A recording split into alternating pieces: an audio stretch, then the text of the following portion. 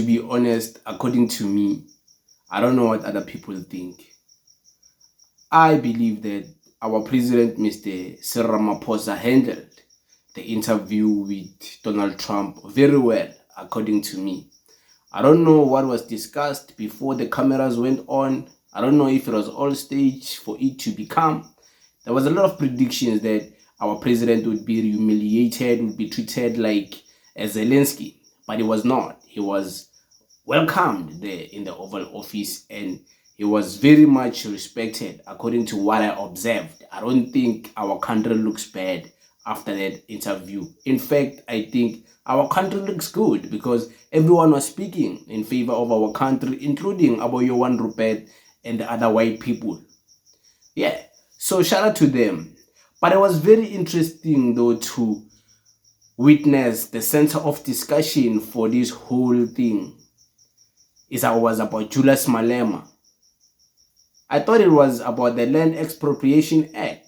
I thought it was about the genocide, which white people are facing. And I thought there was proper statistics that Donald Trump was going to pull up. But he kept on reading a newspaper. Who trusts the newspaper? He's the same guy who's bashing the news outlets that, no, these reporters, they report nonsense. But he's the one reading an article from a newspaper. So who is it to say that that newspaper is credible? And we know as South Africans that all of this whole thing is just BS. But shout out to the CIC for being the center of discussion.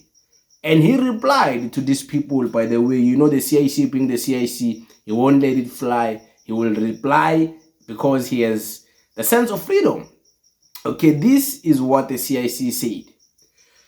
Julius Malema, a group of older men meet in Washington, D.C. to gossip about me, Mushabi. No significant amount of intelligence evidence has been produced about white genocide. And that's true. There is not much evidence produced to validate. That's why Donald Trump kept on playing Julius Malema's videos. He was only relying on kill the Boer, kill the farmer to validate all of this nonsense. Like we see at the billionaire Mr. Rob going all over the place lying about South Africa. But we know he has hatred of South Africa because I think, yeah, maybe there's something deeper. They want the apartheid to come back. It's clear.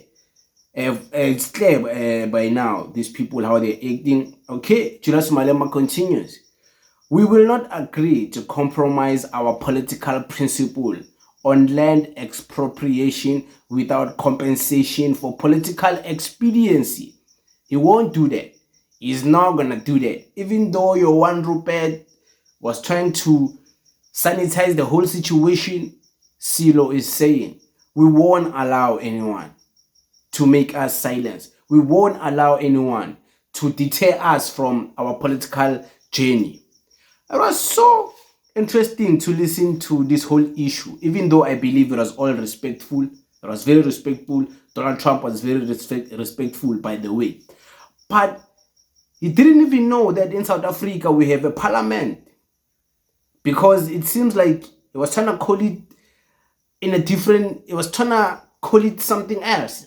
How come he has so much to say about a country which he doesn't even know that there's freedom of speech according to the Constitution of South Africa, and there's freedom of political differences given to any political party to stand for whatever they want to stand for.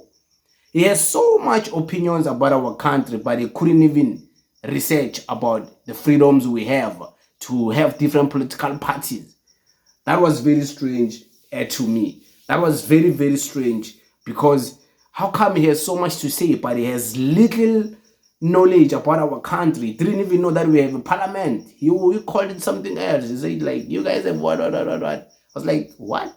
Really? And he kept on reading he kept on reading a newspaper to validate all of his nonsensical views. And I think him witnessing about Johan Rupert and the other two golfers and Mr. John Steenhuisen in the presence of Cyril Ramaphosa, it kind of validated all the other voices that were telling him there's no white genocide in South Africa.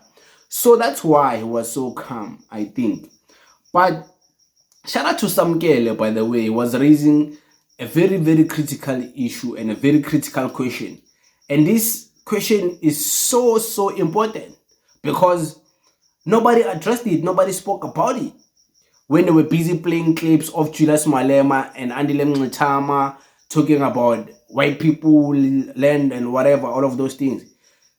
Samkele, the journalist representing the SAPC, shout out to Samkele, man. He asked a very critical, important question. Someone should have explained the context of those slogans, particularly knowing the Constitution Court judgment on such political chants. Someone, even though they shouldn't have, according to me, defended the chant, because Ramaphosa doesn't have to defend the chant. The chant. The chant is sung by the EFF. The ANC doesn't sing the chant. It's fine. He doesn't have to defend it.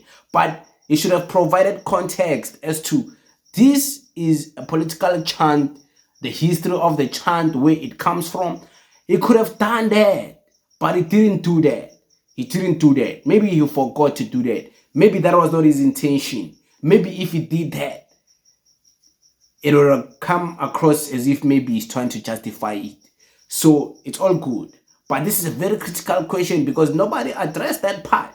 John Steenhuisen there. John Steenhuisen Wafetu, nobody knows him. He's so insignificant because it was not about him. It was about the CIC. And it was so crazy to witness all of these old people, gather and just to speak about this young man. Why is the CIC shaking the world like this, man? He doesn't even have power. To many people's knowledge is so irrelevant in the politics of South Africa. Why is he shaking the world powers like this? We just things that are just in those krumwayo. It's not things that have significant power, to change people's lives or to change or to destroy Afrikaners. He doesn't have the power to destroy Afrikaners. We all know that the CIC is not in power, it's not in government. It doesn't have any power to destroy Afrikaners. But he remains the center of topic, the center of discussion when it comes to this. That's very strange, man. Because even many people, they accuse him of being a sellout. They accuse him of being funded by all of these people. But how come all of these people, they speak so much against him with hatred, Hi, Bafetu, there's no ways. There's no ways because, and I will speak about the CIC selling out and all of these people lying about him on a separate video. Because it's very interesting and it's these MK party people, they try to rewrite history and convince us about President Zuma's time is done. There's nothing you can do about that. It's gone. But yeah, I'll speak about that on a separate video because it's very interesting, but it is what it is. We thank you very much, guys. Danko.